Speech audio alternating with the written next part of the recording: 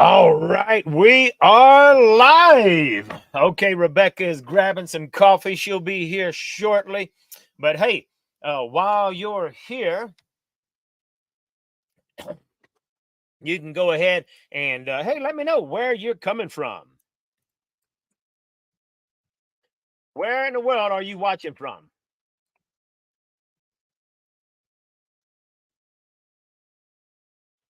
All right. So, hey, just a second here. Folks are coming in, and we're gonna go ahead and be rocking and rolling as we let people come in. But hey, today was one of those taboo topics that, well, we kind of like not supposed to talk about. And hey, social media platforms like YouTube, Facebook stuff, they don't want people like Mike and I talking about these kind of topics. Why? Well, because these topics that we talk about hopefully will empower you to make better decisions, to be more informed. Good morning, Ruth. So glad to see you here today. Hey, give me a quick shout out. We're going to be just having live Q&A. We're going to try to focus on politics, and then we're going to try to talk a little bit more. Hey, good morning, Rob and Lara. So good to see you again. Had a good time. Hey, good morning, Michael and Rhonda. So glad to see you. Mike and Rhonda, they are actually living in Costa Rica and been here for a while by now. Hey, how many years have Rhonda and Michael been here? I'd like to know how many years you've been here now, because it makes a big difference, and we're going to be talking about some of this stuff next week. Okay. Because Michael and Rhonda are watching from the slopes of Mary Valles, but they're up north, kind of close to Michael up there, if I recall right. Yep, they've been here for about 3 years. So, hey, real quick before we do get started, hey, good morning, Kevin from Austin, Texas. Hey, next week, I want you to write this down, and at the end of the Q&A today, you'll immediately be redirected. But I saw a video a couple of days ago, and it just really made me think about how important this topic is. Next week, Rebecca and I will be doing a live broadcast. Next week, live broadcast, Rebecca and I at 2 o'clock on Sunday. But we're going to be talking about adjusting to life in Costa Rica. Okay. And it's a very, very important topic, because anybody, and listen to this, I want you to write this down. Anybody can move to Costa Rica, but that's not where your problems are. When you move to Costa Rica, it's a lot of fun. It's a honeymoon. That's not when your problems begin. Your problems begin when it's time to adjust to living in Costa Rica. So, and how you can overcome that, because man, Costa Rica is not for everybody. But the reason, and I'm going to say this, the number one reason I think people have a hard time adjusting to life in Costa Rica is simply because they're ill-equipped. They're not prepared, and that's what causes problems. I would agree. You agree? Hey, she says she agrees. Let me turn this light on right here and give us just a little light. So bear with me a second.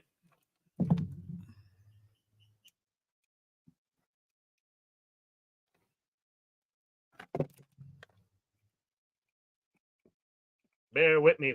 There we go.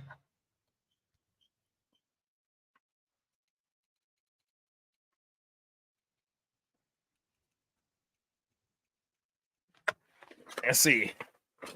Oh, now we got to get our camera to adjust. All right.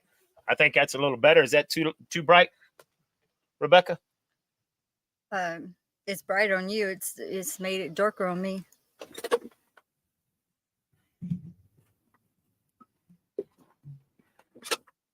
There we go. Yeah, I think that's all right. More light to see my Band-Aid. All right. Okay. Hey. All right, folks. So pardon my little interruption. I forgot to have my light on, but that light will kind of help and kind of makes it dark on the other side. But at least we can see better. And hey, y'all not worried about seeing me. Y'all worried about seeing Rebecca. You can see her much better now. All right. So, hey, tell me, guys, in the chat box, tell me, what did you think about our political live broadcast a while ago? And put in your questions there, okay? Okay. So, it's coming to Costa Rica can be quite a challenge sometimes, and the biggest challenge is adjusting. But we're not going to talk about that today. But hey, we're talking about some of the politics, and of course, the number one reason I see right now, and the reason that people are coming to Costa Rica or considering Costa Rica, is that because of the politics. The politics is just absolutely crazy almost all over the world. I mean, it's a little bit crazy in Costa Rica, but it's not as bad in Costa Rica as it is in a lot of other places. Hey, take and turn that light that away a little bit, please. No, the opposite direction. And let's see if that's, I think that might be a little better, maybe. So that'll be okay. So, and of course we get, hey, take a look there. James says, fully agreed with the Odd Couple podcast a while ago. Randy says, a fantastic live cast. Okay. And of course, Ruth is like, hey, being able to talk with like-minded people is always good. Which brings up a thought in case you folks don't know. At any time, as you're considering Costa Rica, you're thinking about Costa Rica, there's always going to be questions that you need answers to right now. And sometimes it's hard to find legitimate or correct information on YouTube, on Google. So, hey, all you got to do is go to the link in almost any video description, and you can click the link and you can schedule a free 20-minute phone call.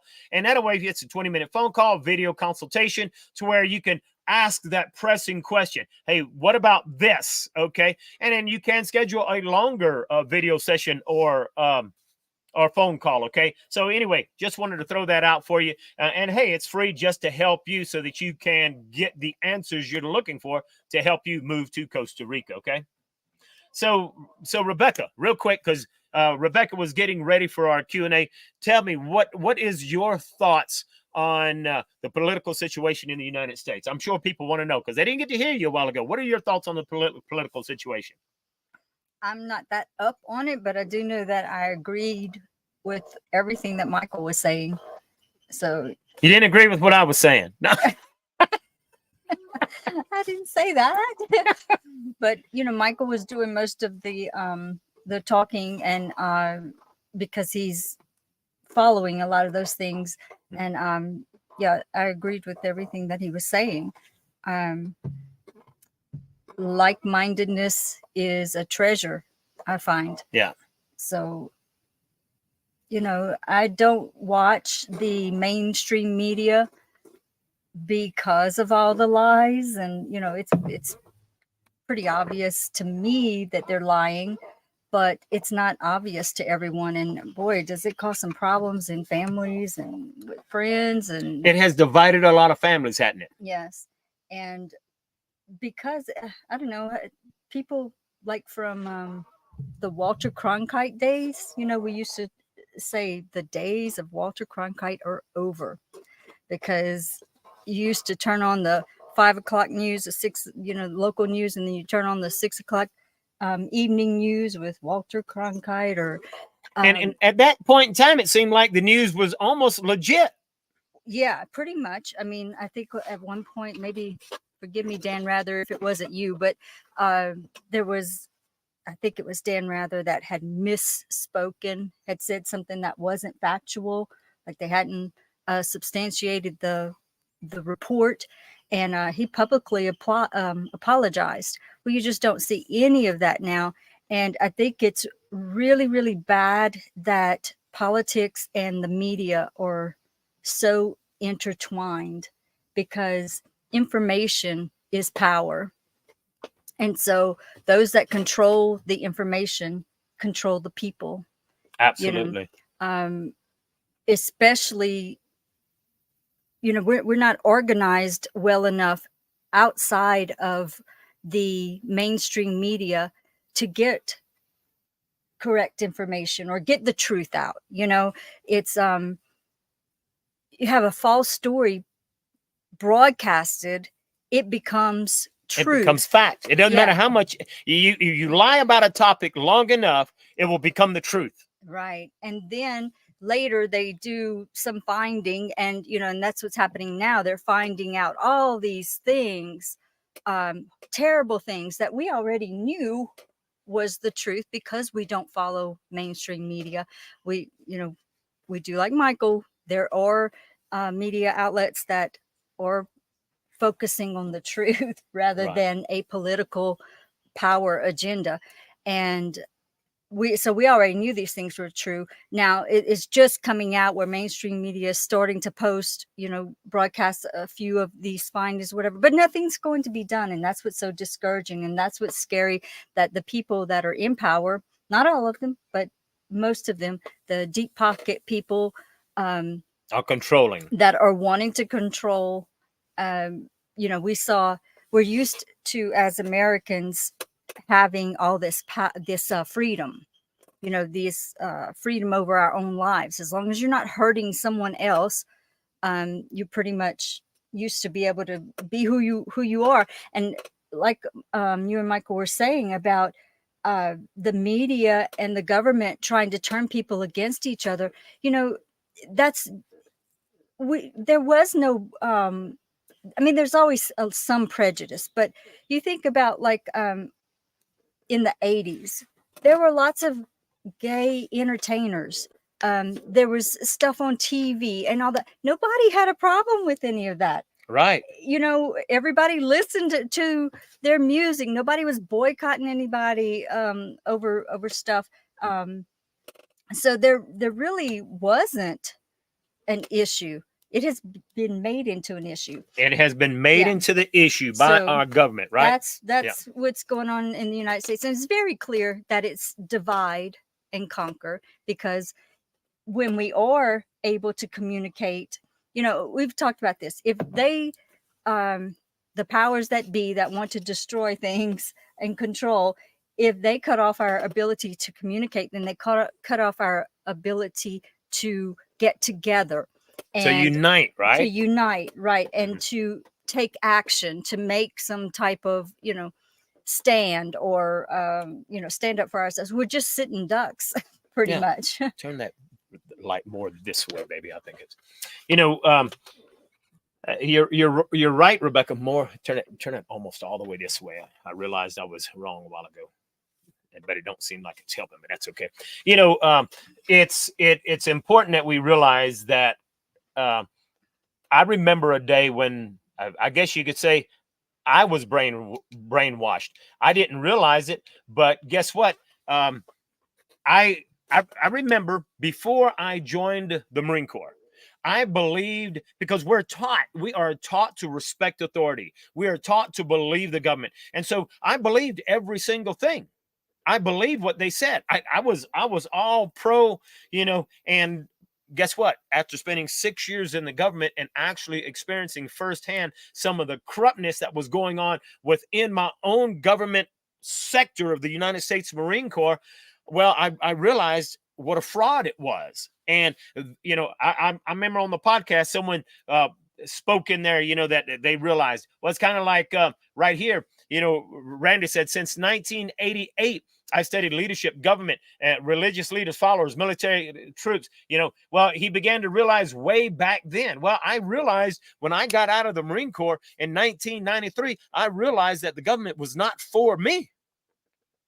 That, I was only a prisoner, and I had to do what they said do. And if I didn't do it, well, then I got hurt by it. If I didn't do what they said do, I got hurt. But that's how the military is. You pretty much are signing those years to Uncle Sam. That's understandable. But it's different in the free population. Right. There's a whole different thing than, it's kind of like if you work for a company. Well, if you work for that company, you're going to have to pretty much do what they're paying you to do. Because you not, agreed don't to work that for that company. Exactly. But when you're in a country that the whole government, that there's an agenda, and God forbid they ever get to the point that they control all your money, because that, if they can control your ability to buy food and pay for your housing, all that, and so communicate, anyway, it's hard to imagine. But I remember your brother saying, we told him something like with COVID, the C word, whatever, and he was like, no, Our He's like, government would not do that. oh Why yeah, would our government do that to our people? Boy, he was shocked. He boy, was some like, blinds- there's no way in the world. But he wasn't educated, right? He was only watching that news. I mean, take a look. Doug says we started coming to Costa Rica 13 years ago. Politics was not a reason we built a house 8 years ago. It is starting to be a reason to have a second home outside of Canada in case Trudeau gets in again. Okay. We've heard that so many times. And we did not come 10 years ago because of politics. I mean, it just wasn't. It was for all the beauty, the nature, the being able to grow our own food and stuff. But things were starting to begin to happen back then, even things like you can't plant your garden, telling you that you can't have chickens or stuff like that. It was like, that's I don't know. That's you not used right. to think that if I remember growing up as a boy, we were very, very poor. But you know what? My dad and mom, we had chickens, we had rabbits, we had a garden. And so we could kind of help supplement since we were poor. It doesn't cost much for a pack of seeds, but it does cost a lot of labor and time to grow a garden. Well, guess what? We grew that. And so we got to eat better and healthier because we didn't have the money to go buy what other people bought. Mm-hmm. But then you live in some places in the United States and they tell you that you can't have a garden. What? No, only grass is allowed in your front yard. You can't have a garden. Really? So it's all about control. It's all about it's all about power, taking your freedoms away. And so a lot of people are coming to Costa Rica because they still have those freedoms. Okay. Yeah. And I guess the last thing I want to say towards that, because it's a belabor point, but the reason I feel like that we don't have good candidates. I mean, we do have good candidates at times, but the media attacks anybody who is not with that agenda, whatever agenda they are, they attack them so hard and attack their families and everything that it's almost impossible for, a good person. It makes it so difficult, even at the local level, to run for school board, superintendent, or be on the police jury, or things like that. It's really sad.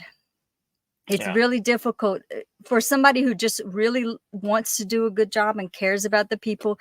They make it so difficult for them to run. So it's almost like their family's got to be geared up for a major attack. Well, it's similar to being on YouTube. You got to have tough skin to be on YouTube because there's so many different people and the world is so divided that, if you say one wrong thing, then you got people, want to lash out at you. Well, it's a lot tougher. If you get into politics, you got to have some really, really thick skin. You got to prepare your family, because if you don't go with the world agenda, well, then you're being attacked. You don't have the freedom to do what you want to do and say what you want to say. And it's a huge difference. It's one thing to deal with the truth, take responsibility and own up to things that you've done in your past, mistakes that you made. But how do you fight against all these fabricated, untrue things?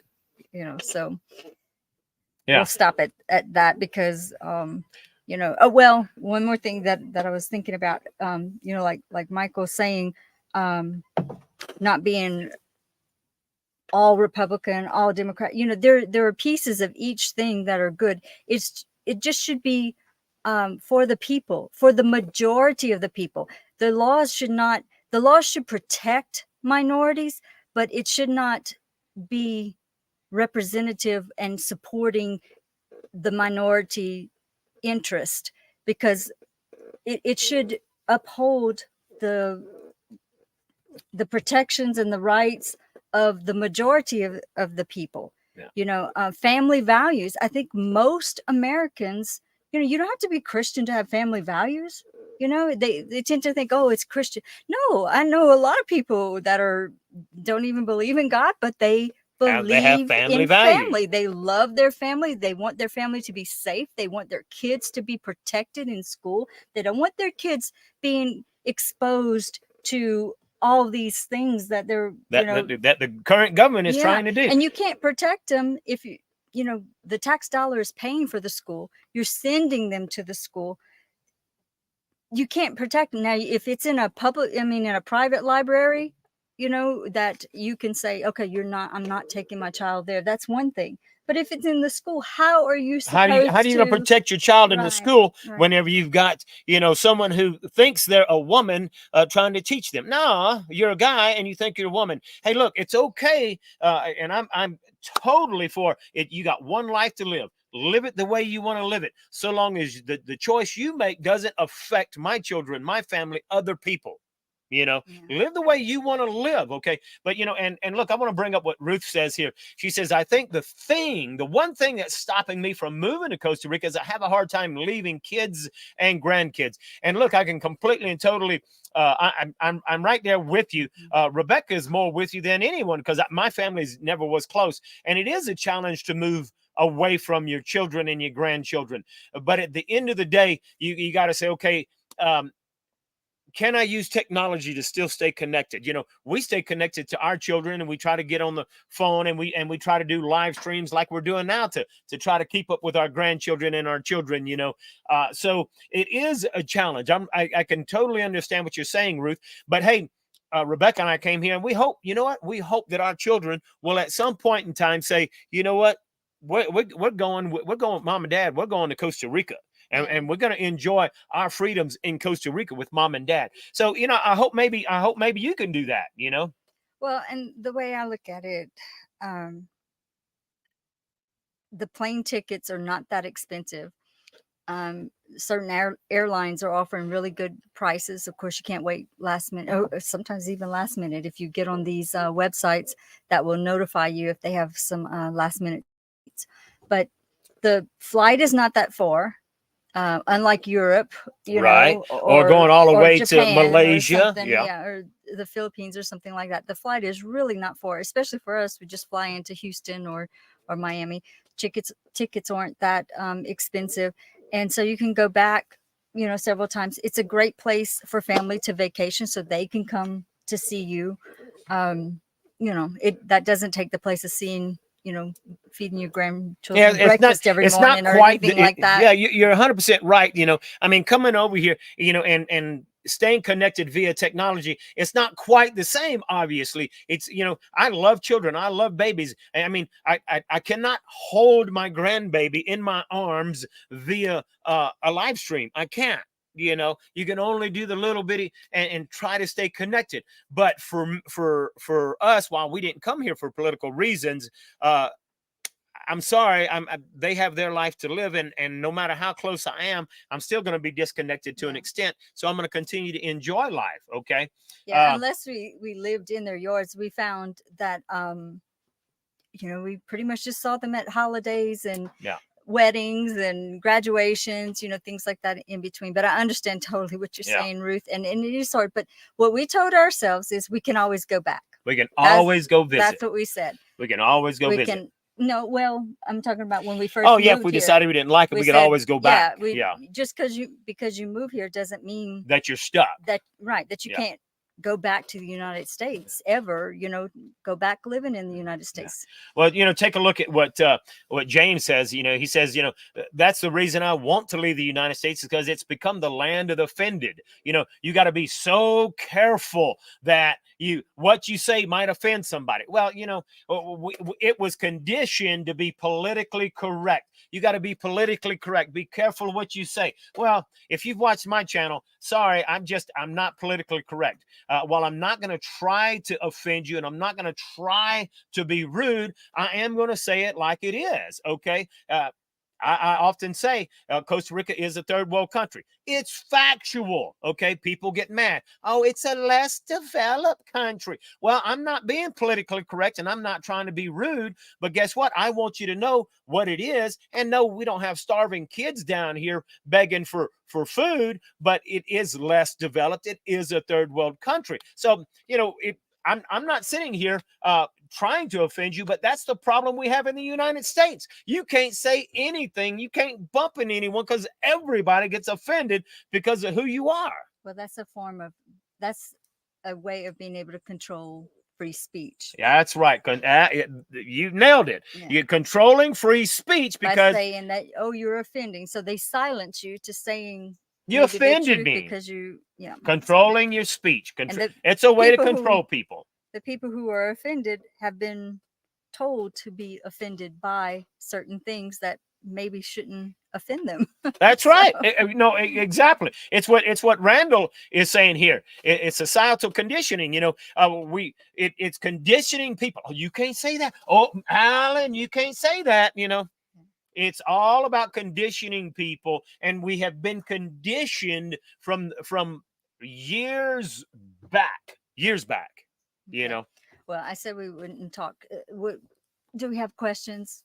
Yeah, 'Cause I mean, we've been talking about our opinion. yeah, but I'm scrolling through here looking for questions, and if you got questions, you need to put them up here, because if you don't have questions, we're just going to keep on talking about politics. But if you have questions, you definitely need to put them up here so that we can answer your questions. That's the reason we call it Q&A. But if you don't have a question, well, we're just going to continue talking about what our perspective is and our experiences of being in Costa Rica. I see. I thought all those were questions. No, people are agreeing with what's going on. And okay. Thank you for the comments. Yeah. So I please think put in the most comments. people Yeah. feel like, close. Not everybody's going to agree on every single thing, but I think most people are good, and they want good. They just want to live a peaceful life. They want to work, be able to work, make money, support their families. That's what most people want. Yeah, I agree with you, Doug. What about me? I'm offended about the offended. What about me? What about me? What about me? It's all about me. That's funny. That's funny. That is fun. Well, and it's very true right here. Mark's, Randall posted. He said, Mark said it takes 3 generations to control a society. Absolutely, I believe that. Yeah. Absolutely. I mean, you just take a look. Just a couple more generations. I look back at how kids today have never seen a regular telephone. It's like, I remember my kids, taking them over. We were over at this old restaurant, and they had a regular telephone, with the rotary dial. And my kids were like, "What's that?" And I said, "That's the telephone." They're like, "How do you dial that?" Look, it don't take but a little bit of time, and that's the reason our government's trying to change history and take stuff out of our history books, because if we don't know about it, you forget about it. Right? You learn from your history, right? So if they change history, then we're bound to repeat it, and don't have cautions, just like all the everybody that thinks that the socialism is going to work. Well, you got this young generation that believes socialism. History. Yeah, and you can see that, this young generation today thinks, oh, socialism, I'll have a free house, I'll have this, we'll all be equal. No, socialism doesn't work. And if you look at history, you can see it doesn't work, never has worked, okay? Here's a question that comes in, and Rebel is asking, how much control does the WEF and the WHO have in Costa Rica? I have no idea. I don't know that anybody could answer that question. If you looked at my thumbnail that was on this show here, I had a picture of Trudeau, and I had dictator over it, and I had a picture of Biden, and I had a picture of the Costa Rican president. And I was laughing after I put that up, and I told Rebecca, I said, I should have had, the words dictator over Trudeau, and I should have had potato over Biden, and I should have had imitator over the Costa Rican president. I mean, what we see is, a lot of people calling Trudeau a dictator. Well, Biden, he's just a potato head, man. They just pulling strings. And then, of course, you got the Costa Rican president. I say he's an imitator. He pretty much just, and we do have a good Costa Rican president right now, but a lot of times the Costa Rican president is just doing what he's been told to do, or imitating what someone else is doing. So to answer your question, how much control does the WEF and the WHO have in Costa Rica? Well, I don't think anyone knows that, but I don't think they have. I don't know. I was going to say, I don't think they have as much control as they do in other places. Right now, our current president is pretty dang good. I saw him immediately make some changes in Costa Rica as soon as he took office. And so the unfortunate thing is that in Costa Rica, you get one good president, he's only allowed to spend 4 years, and then he's forced to get out. He can't run again and do 8 years, 4 years back to back. And I think that's a huge fault in Costa Rica, because you get one good president. What good can he do in 4 years? It takes him 4 years to get things straightened out. He and can run again, though. He can run again, but I think he has to wait 8 years. But I'm not 100% sure on that. Yeah. But he can run again, but he has to wait. So that's a fault that's here. Well, money talks, or money controls a lot of things, and I think with Costa Rica having been in so much financial trouble over the years, they're in a lot of debt. The China has bailed them out. The U.S. has their back on a lot of things, and so they kind of have to play nice. Have to kind of follow. But then also, like with the pandemic, let's say, everybody at first was just trying to do the best thing. Nobody realized what was going on. So it made sense to follow, like, let's say you don't have a lot of scientists, and somebody in another country comes up with some great thing to make you healthy. It replaces all your vitamins or whatever. Well, you might, if it's proven, or they have been proven and everybody trusts them, then you might go with that for your people, rather than getting your own scientists and trying to recreate the wheel. I don't know if that's a good example, but if you follow what I'm saying. So what they did is, of course, the United States has all this technology and money and stuff. So a lot of times they do follow what the United States does, not just because they're imitators, but because it kind of makes sense. But it, just like we should be able to trust the media, we should be able follow what they're saying, but things just aren't like that anymore. Well, I think when the last pandemic came up, I think that a lot of countries, smaller countries, made the mistake of following the advice of whatever the WHO or the United States suggested or recommended they do, because they didn't know any better. Well, guess what? Now they're all looking back and saying, that was a huge mistake. We ain't going to make that mistake again. So I'm hoping, through my bold prediction that I made on the last live broadcast, that I'm hoping enough countries have looked at that and said, not no, but hell no, we're not doing that again. Yeah. Well, I'm seeing on the news that several countries are realizing, that they didn't know what that they had a bad agenda. Yeah. Well, Wayne brings up a good topic right here. He says, I've also observed that Costa Rica does what it's told and adopts compliant policy, but then fails to enforce it on the ground. Sorry, I can't remember a specific example off the top of my head. And you're absolutely correct in that. A lot of times Costa Rica will create a lot of laws, maybe because they are supposed to or told to, but then they have no way of enforcing that law. They don't have enough manpower. And, and at the last pandemic, they were, told to do this, told to do that. And there was a lot of things they're just incapable of enforcing. And the president prior to this one was really making it a nightmare. And then this current president came in and said, that's crap. No, we're not doing this. No, you're not forced to do this. So anyway, and what's good is that in Costa Rica, while they may have certain laws and things, and that's what makes it very, very difficult to adjust to living in Costa Rica, is because, well, you don't know what laws are being enforced and what laws aren't. And so that's why it's important to empower yourself, to educate yourself so that you can learn. But yeah, Wayne, I think you brought up a good point there. Well, there are some green laws that are on the books and that I think they would like to enforce, but there's just not, things that we talk about, like the sewer treatment plants. Well, it's not even a sewer treatment plant, but like a great example, Rebecca. They're supposed to change that out. Great. An example, like Wayne said, is we got laws about your sewage. However, there is a ton of sewage that runs into the rivers and the creeks. Costa Rica's not enforcing it. Do we all have to have sewer plants? Yeah, we do, but all they got is a stinking tank that holds everything and not a proper septic system.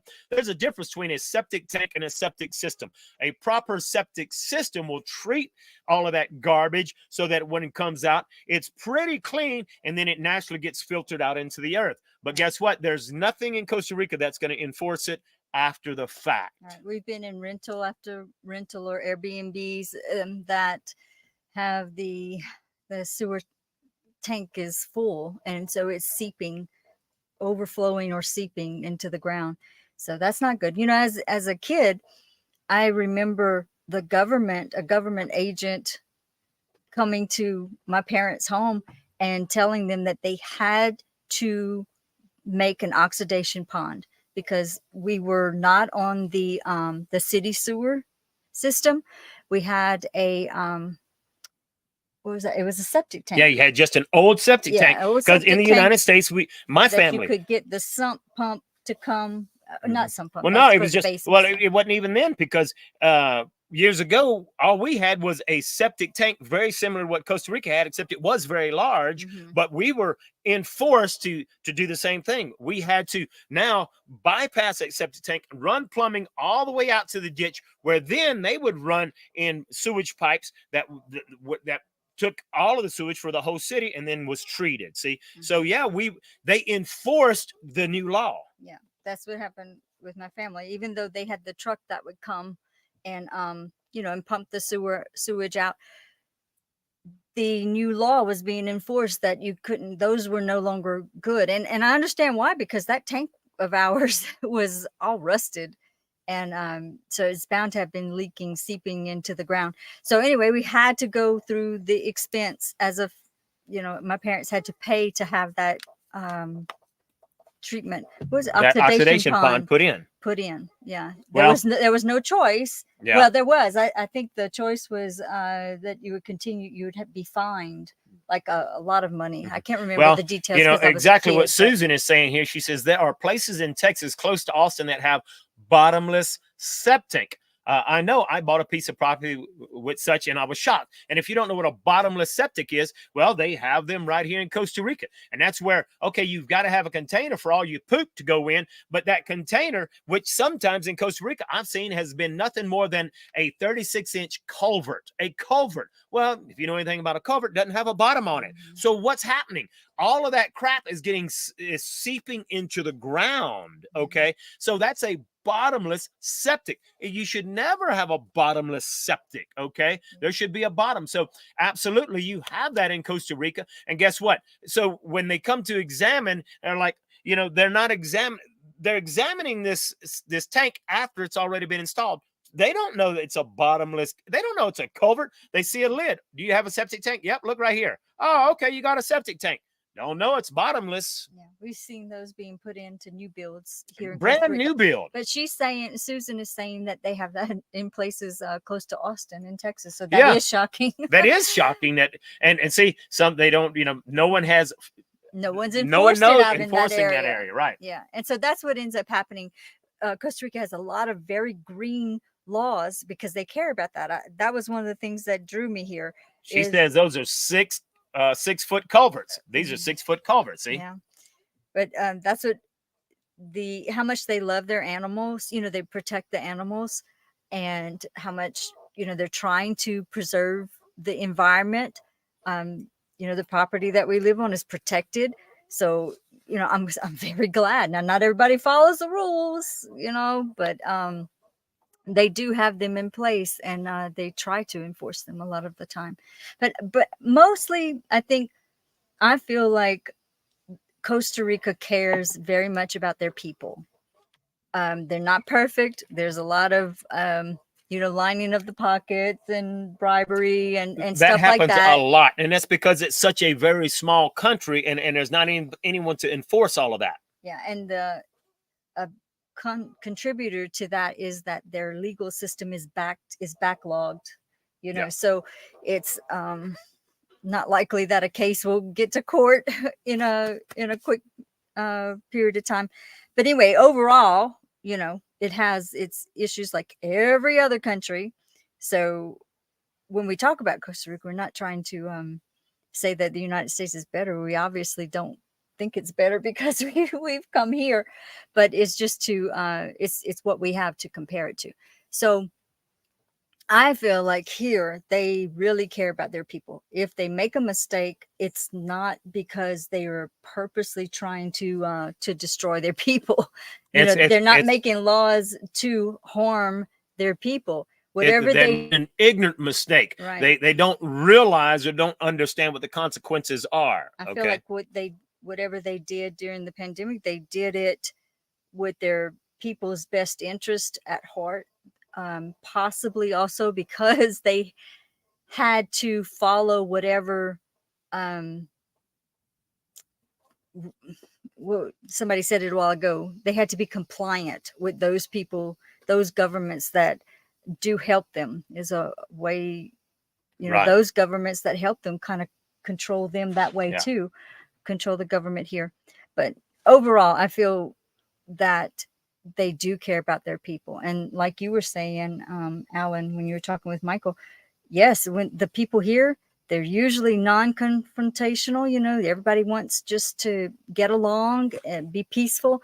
But when they've had enough and they see that something's just not right, they will stand up. That's right. And it goes back to what Susan is saying there. The people need to care enough to make a stand. Mm-hmm. If people will care enough to make a stand, well, then it will help to change things. But if you don't do anything, well, then the other side has won already. Right. I promise you, when the government of Costa Rica is thinking about passing some laws, they are considering how the people are going to react, because they do actually react. Whereas in the United States, we feel kind of, the average taxpayer is working so much, and the tax dollar is supposed to pay politicians to represent.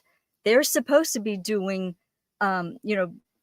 taking care of the needs and the wants, the desires, the rights of the people who are paying their salaries. It's not where people are able to take off of work for a week and go picket at the at the White House or whatever. Yeah. Now, I want to remind you, if you've got questions concerning the concerning the government of Costa Rica, we definitely want to address them. And we'll address other questions, kind of like this one right here that Dane has asked. What is the cost of living in Costa Rica compared to Portugal? Well, unfortunately, we are unable to answer that because we've never lived in Portugal, and I've never even studied that. So you'd have to go to YouTube and you'd have to find some, cost of living in Portugal videos and compare that to the cost of living video that we did in Costa Rica. Because even though the cost of living video we did, it's got over 150,000 views.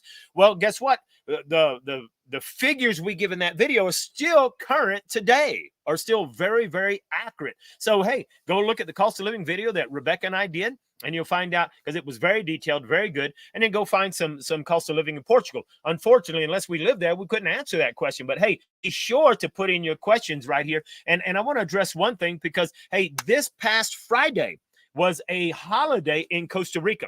And a lot of people didn't realize it was a holiday in Costa Rica. But hey, what holiday would we celebrate Friday in Costa Rica? Abolition of the Army. That's right. That's one of the biggest reasons, or one of the main reasons, a lot of people come to Costa Rica. It's like, I'm glad that Costa Rica doesn't have military. Well, why is that? Well, guess what? Costa Rica doesn't have anything to protect. I mean, we've got nature, waterfalls, wildlife, mountains, nature. There's nothing in Costa Rica that some other country, no other country wants to overthrow Costa Rica and take their oil and gas. Guess what? They don't have oil and gas. They've got nature, mountains, waterfalls. So it's nice that we don't have a military here.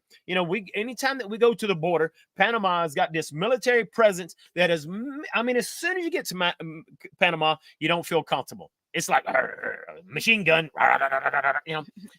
gosh, So one of the big reasons that, and right now there's a lot of the Costa Ricans are off and they're going places and enjoying life. They're celebrating that Costa Rica doesn't have a military. That's one great reason to come to Costa Rica, if that fits your lifestyle. Yeah, I think it was December 1st, 1948. I tried to read up on it over the weekend. The president there had just gone through kind of like a civil war in the country, and he decided, along with whatever governing body, I forgot the name of the governing body here, but they decided to get rid of the army and take the funds that had been used towards the army and apply it towards education and School, yeah. culture and social issues. So that was something that they celebrate, and they have tried to really focus on those things. And like you were saying, they don't necessarily need a national army.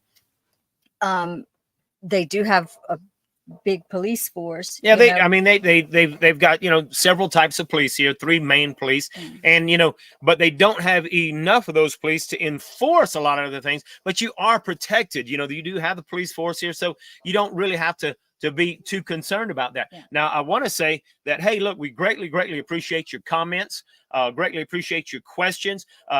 Really, it's very beneficial because YouTube likes the engagement. So, hey, put your comments in there. If you're saying nothing more than hi, Alan and Rebecca, they love your comments and engagement. Really, even after the live is over, if you put your comments and your questions underneath the video, that engagement really helps supports our channel. So we really appreciate it. But I do want to bring up for the people that weren't here earlier, that next week, we're going to be, Rebecca and I will be doing a live at 2 p.m. next week.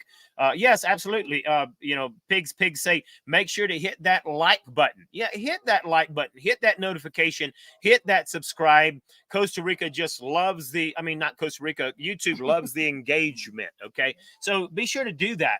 It helps us out, and you're supporting us in a great way by doing that. But next week, we're going to be talking about adjusting to life in Costa Rica. And it's probably the #1 biggest reason why people who come to Costa Rica leave in such a short time, because they were unable to adjust to life in Costa Rica. So Rebecca and I will be talking about that next week. Matter of fact, as soon as this Q&A is over, you will immediately be redirected to that particular video where you can hit notify me. You can subscribe. You can, hit the notify button so that you won't miss out on that next week. It's really going to be extremely good.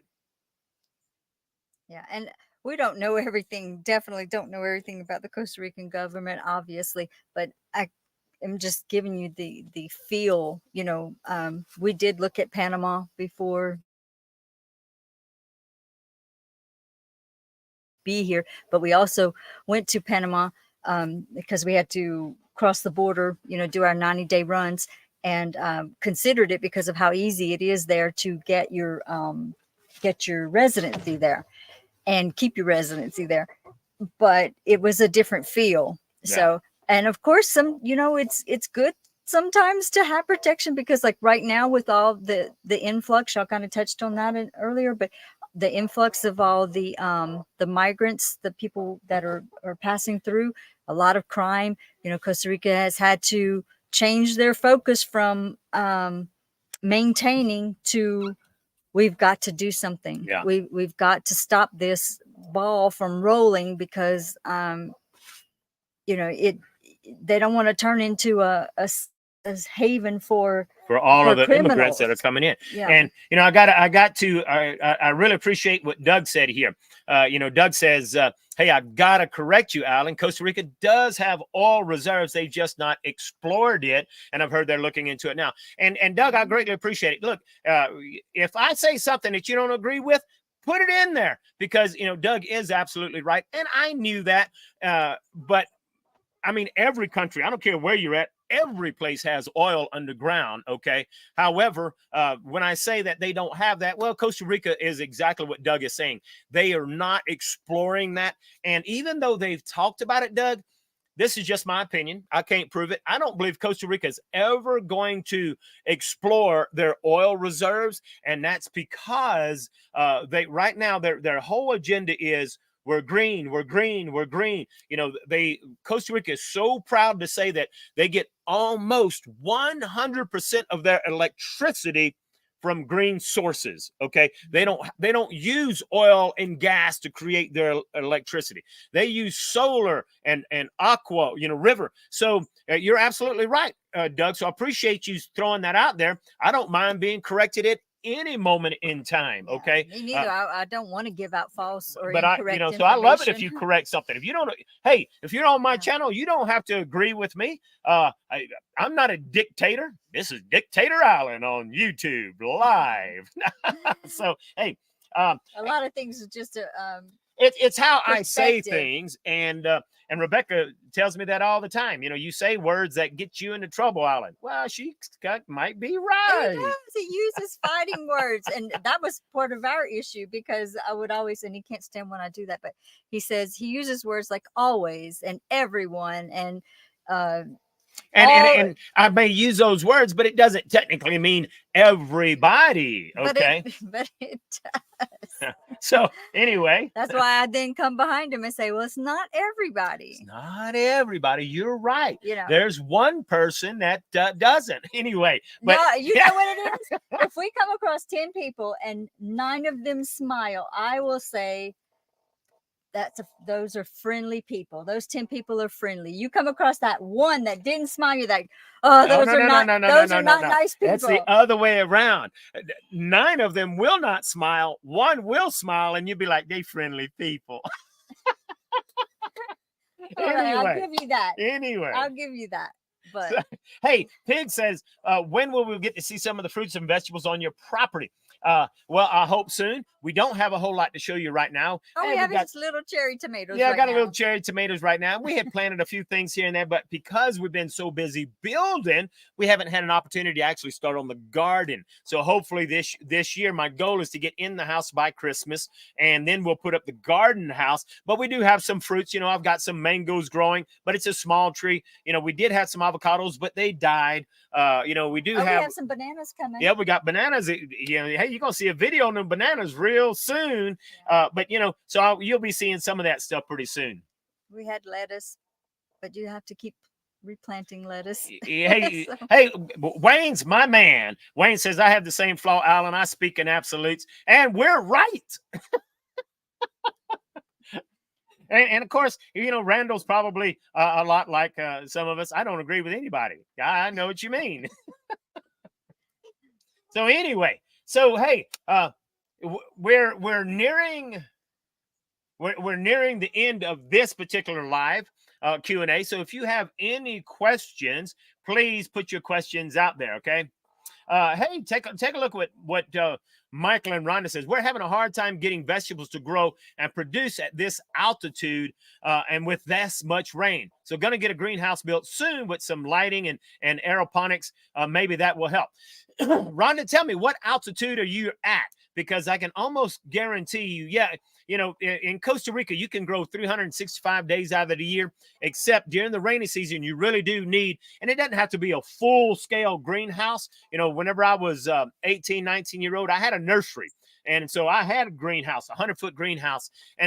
But in Costa Rica, if you don't have some sort of cover, and you don't have to have full-scale greenhouse, you need to have a cover that will protect the plants from the pelting of the rain. And if you have a cover, then you'll be able to grow 365 days out of the year.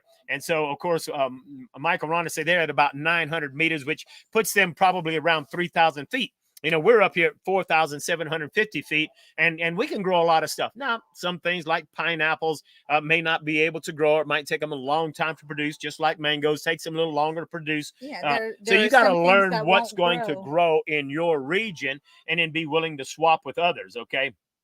And of course, she says we're putting up clear polycarbonate panels, and that's what we're going to be doing. Matter of fact, I'm debating, because polycarbonate panels can get really, really expensive, but you can go into any of the ferreterias and you can buy some really thick plastic that's on a roll, and you can stretch it out. And a lot of that thick, strong plastic will be adequate for years to come, whereas in the United States, it only lasts one season.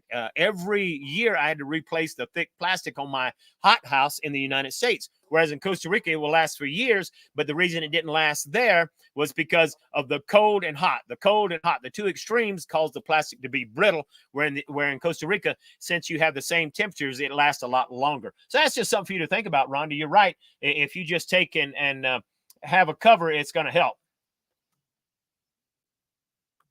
The thin air. Hey, she says, I heard that it's the thin air that causes difficulty growing, not enough carbon dioxide in the air. I don't know.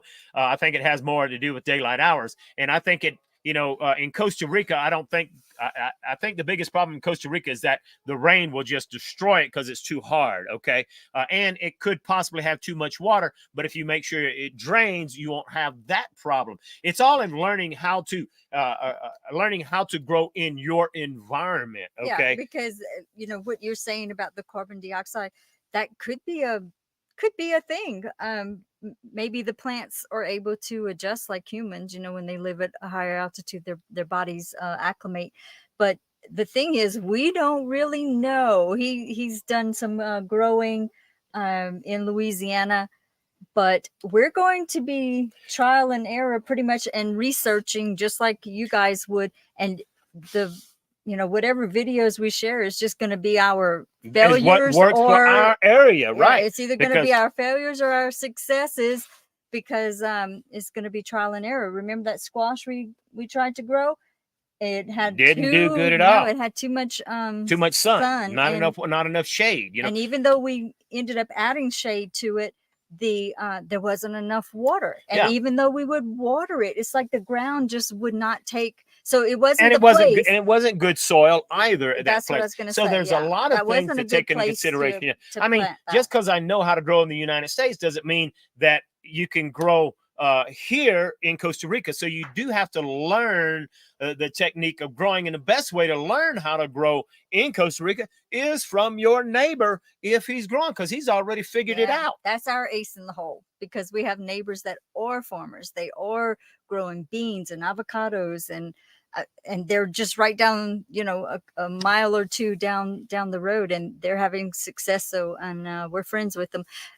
For growing in the U.S., there's tons of YouTube videos, tons of information, books, classes, whatever to learn. But I don't know that there's that much. I haven't seen anything that says this is how you grow in Costa Rica. Yeah, and the people just know how to do it. They've been doing it for years. My grandparents grew just like your grandparents, but my parents did not. Yeah. So that's lost to us. So we'll actually be doing videos, and as we learn how, or as we fail, we'll show you this did not work. So don't do it, but this is what working. And so we'll be showing you all of that. But hey, here we are closing in at 11 o'clock. I don't know where that hour went, but it went just like that.